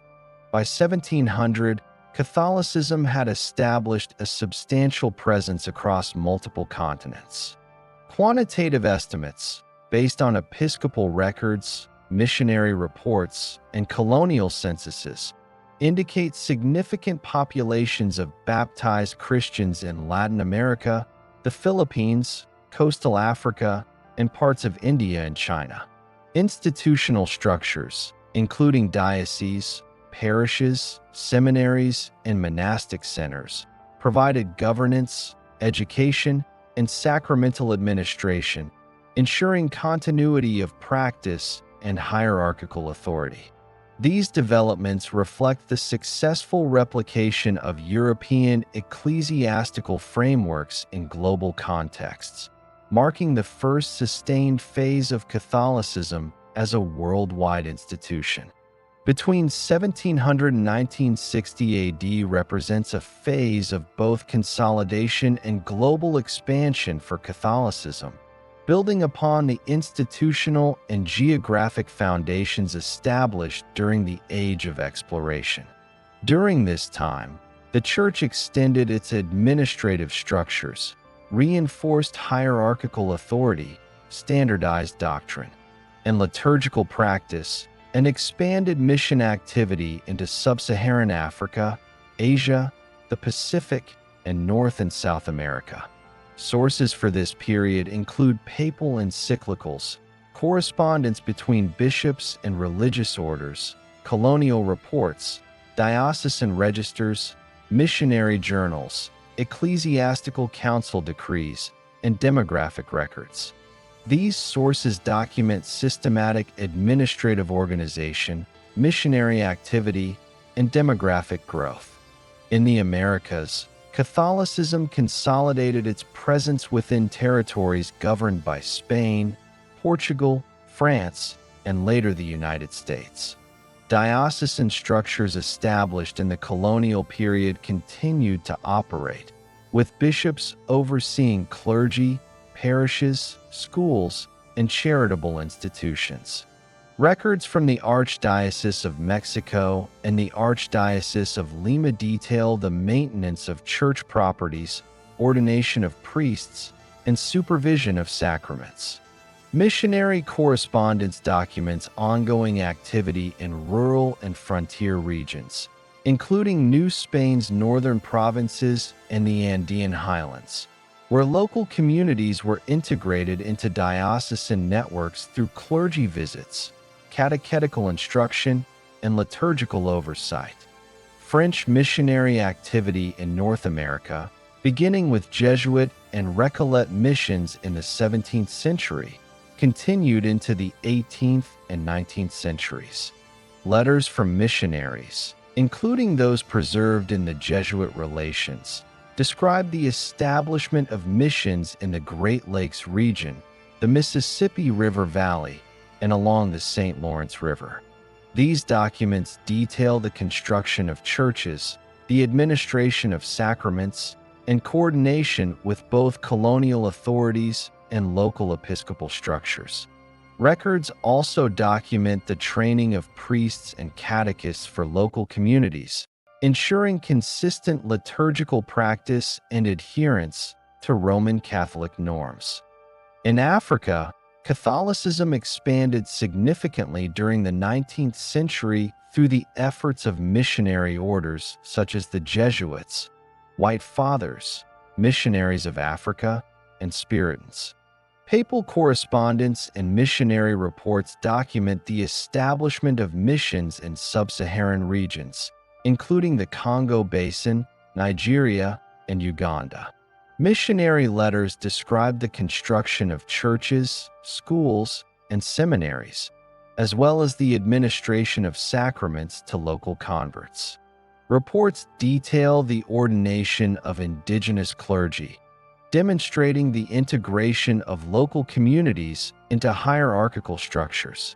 Correspondence with Rome confirms the establishment of new dioceses, including the Apostolic Vicariates of Central Africa and Eastern Nigeria, providing administrative coordination for missionary activity across vast geographic areas.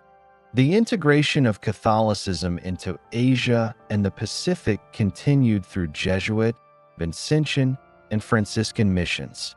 Records document the establishment of dioceses in regions including India, Vietnam, Korea, and the Philippines.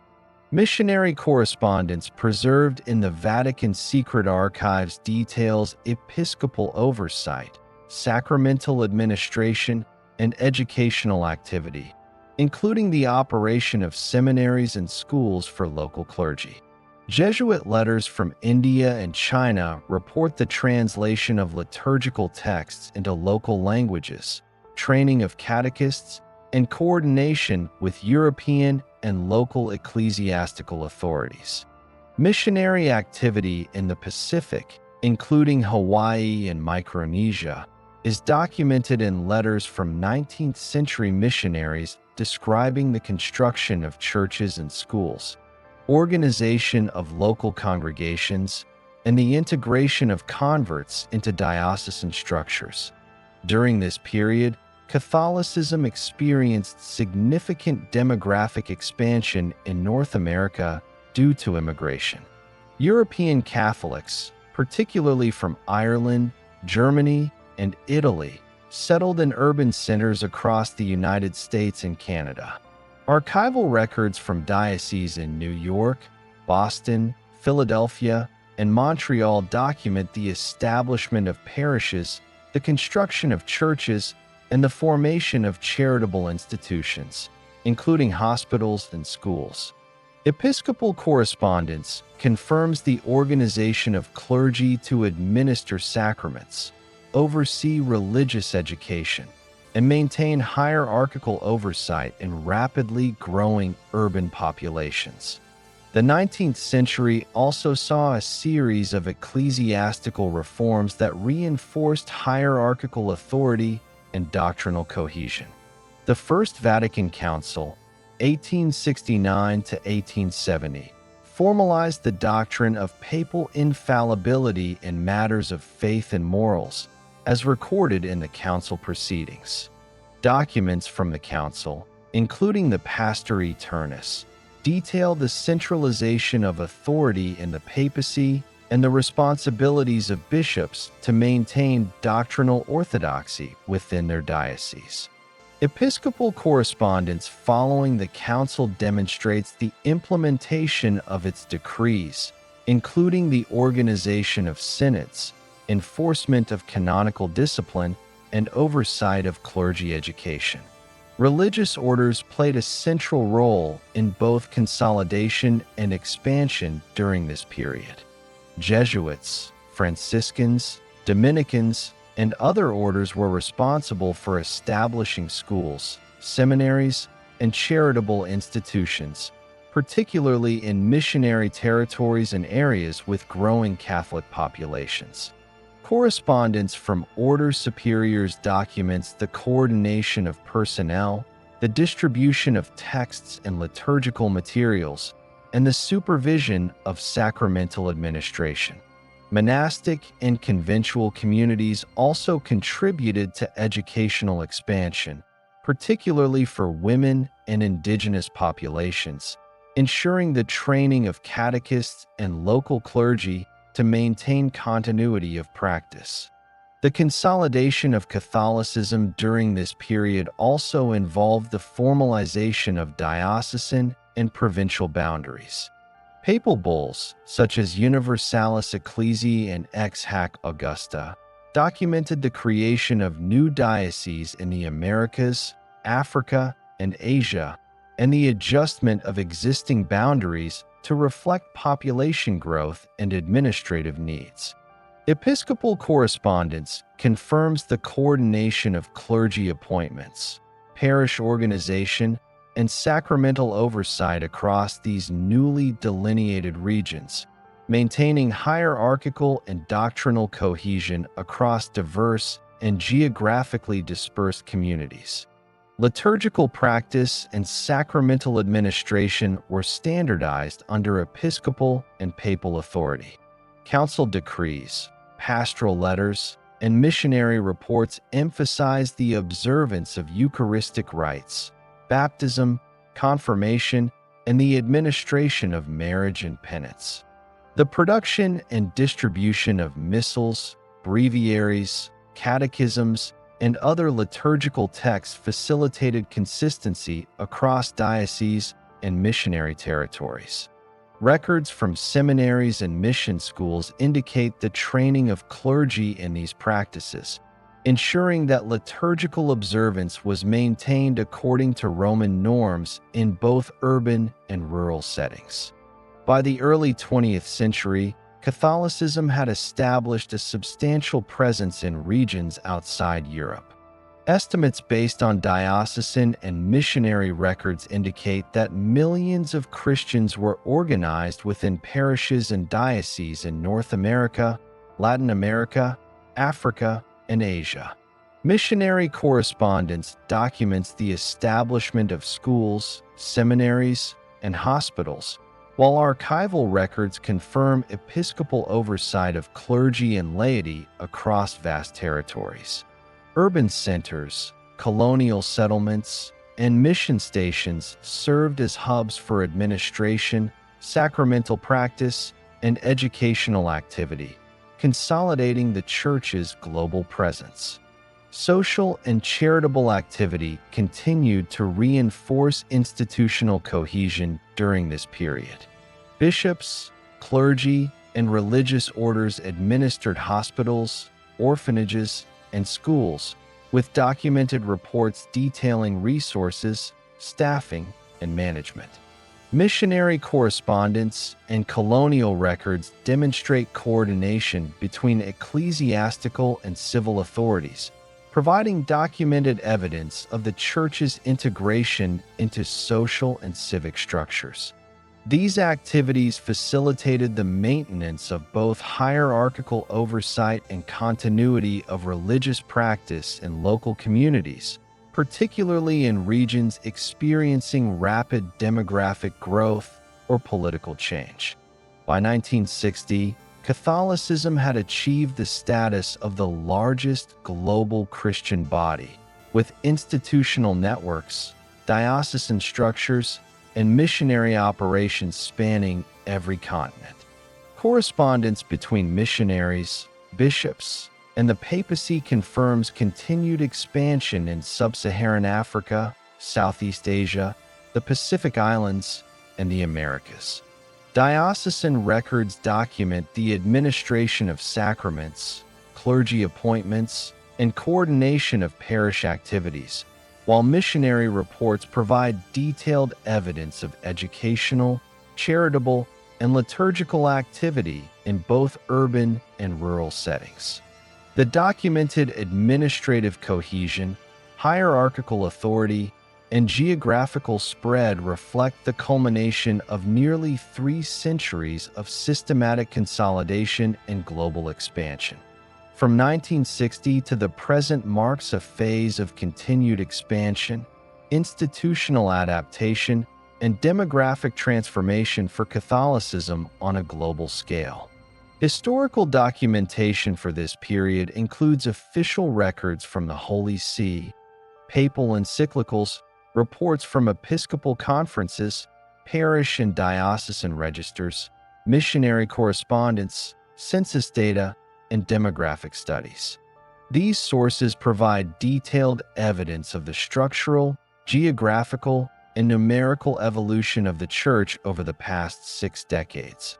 The Second Vatican Council, 1962 to 1965 AD, convened by Pope John XI and continued under Pope Paul VI, represents a key institutional development for contemporary Catholicism. Council documents, including Sacrosanctum Concilium and Ad Gentes, provide instructions for liturgical adaptation, missionary activity, and the promotion of pastoral care in diverse cultural contexts. Sacrosanctum Concilium standardized liturgical reform, allowing for the use of vernacular languages in the celebration of the Mass, while Ad Gentes codified guidelines for the organization, expansion, and supervision of missionary work. Papal letters and subsequent episcopal correspondence document the implementation of these directives, ensuring coordination across dioceses and missionary territories. Following Vatican II, Catholic missionary activity intensified in Africa, Asia, and Oceania. Reports from the Congregation for the Evangelization of Peoples, preserved in Vatican archives, document the establishment of new dioceses, parishes, and seminaries across sub-Saharan Africa. Countries including Nigeria, the Democratic Republic of Congo, Uganda, Kenya, and Tanzania saw substantial growth in Catholic populations. Archival records indicate the creation of diocesan boundaries, the appointment of bishops, and the training of clergy and catechists to administer sacraments and provide pastoral care. Missionary correspondence confirms the establishment of schools, hospitals, and charitable institutions as part of organized efforts to sustain communities and integrate converts into ecclesiastical structures. In Asia, the post-Vatican II period saw a continued expansion of Catholic institutional presence, particularly in the Philippines, India, South Korea, and Vietnam. Episcopal correspondence and diocesan registers confirm the construction of parishes, seminaries, and schools, alongside the establishment of diocesan administrative structures in previously underserved regions. Census data from the late 20th century indicates significant growth in Catholic populations, especially in the Philippines, where Catholicism remained the predominant religious affiliation, and in South Korea, where documented membership expanded from tens of thousands in the 1960s to over 3 million by the early 21st century. Vatican records corroborate the creation of new dioceses in these regions, ensuring hierarchical oversight and liturgical standardization consistent with global church norms. Catholicism also experienced demographic shifts in the Americas during this period. Migration patterns, particularly from Latin America to the United States and Canada, contributed to a substantial increase in Catholic populations in North America.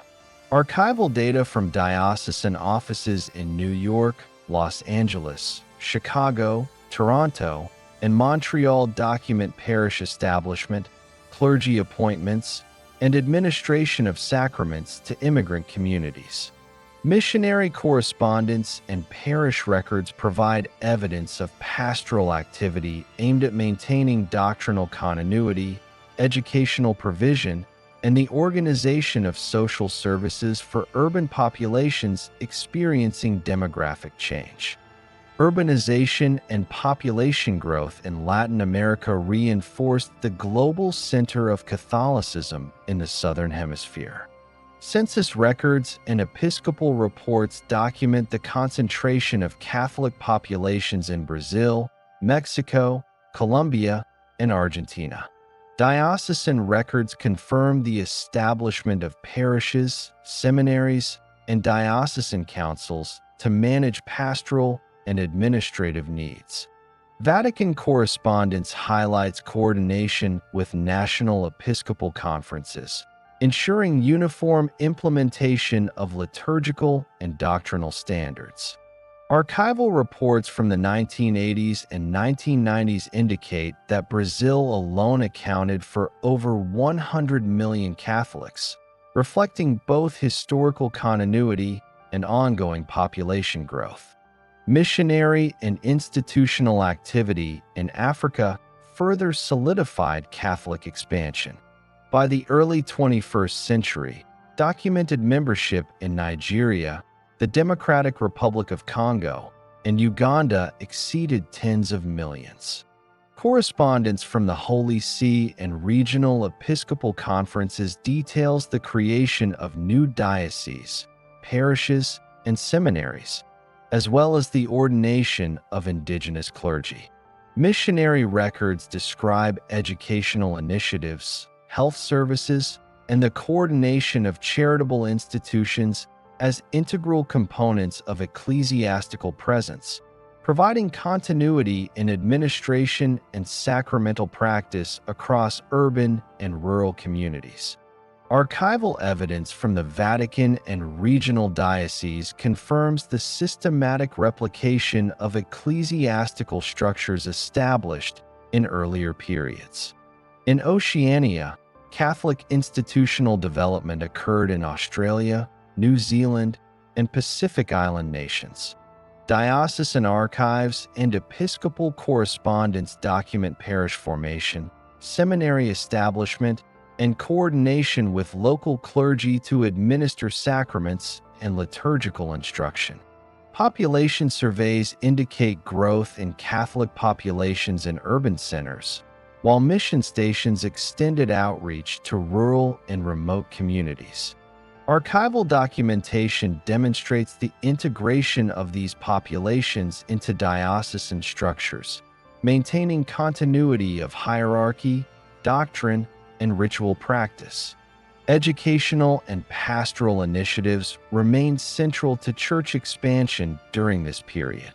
Seminary and Catholic school registers, archival correspondence, and reports from religious orders provide detailed evidence of clergy training, catechetical instruction, and administrative oversight.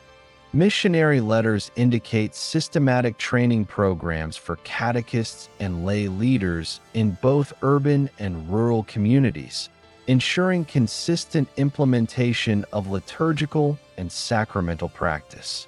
These activities reinforced hierarchical structures and facilitated integration of local populations into established ecclesiastical frameworks. Liturgical adaptation following Vatican II facilitated wider participation and cultural integration. Official documents and episcopal letters provide evidence of the adoption of vernacular languages in the celebration of Mass and sacraments, standardization of catechetical instruction in local languages, and the integration of indigenous musical and architectural elements within liturgical spaces.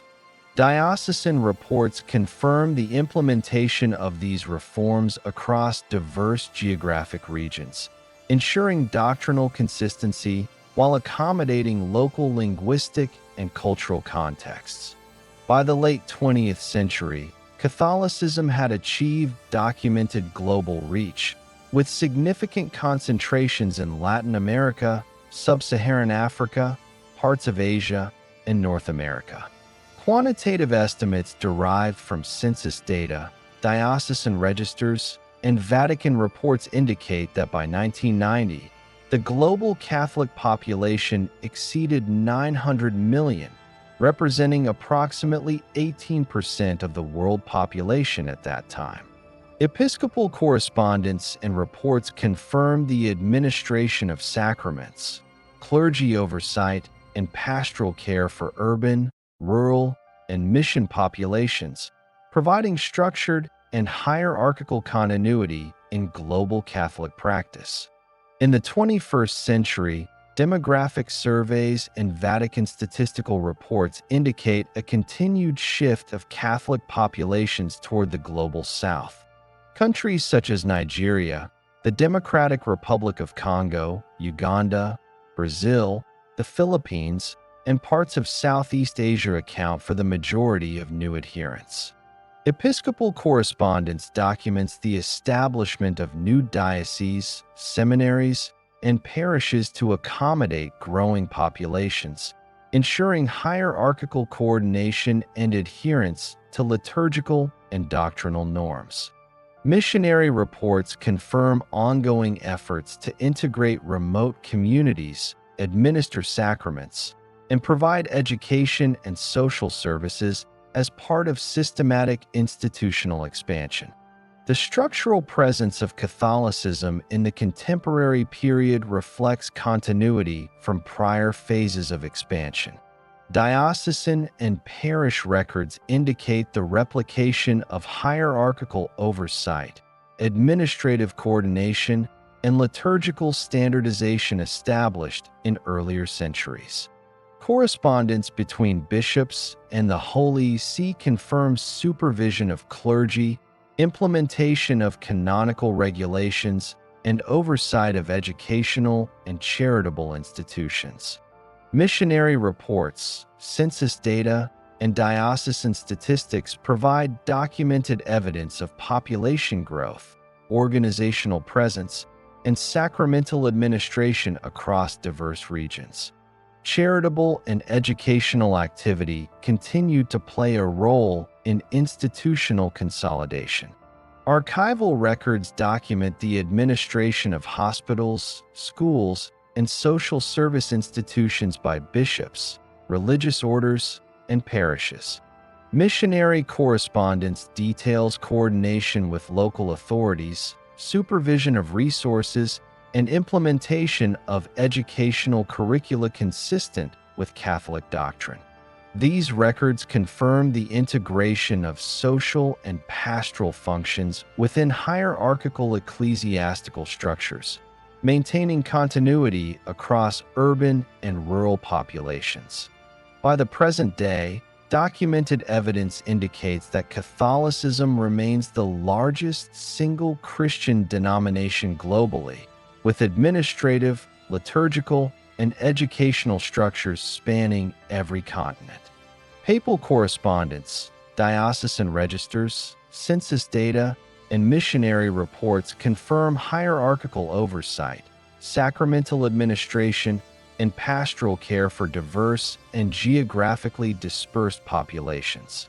The demographic center of Catholicism has shifted decisively to the global south, reflecting long-term historical patterns of institutional resilience, coordinated expansion, and systematic replication of ecclesiastical structures.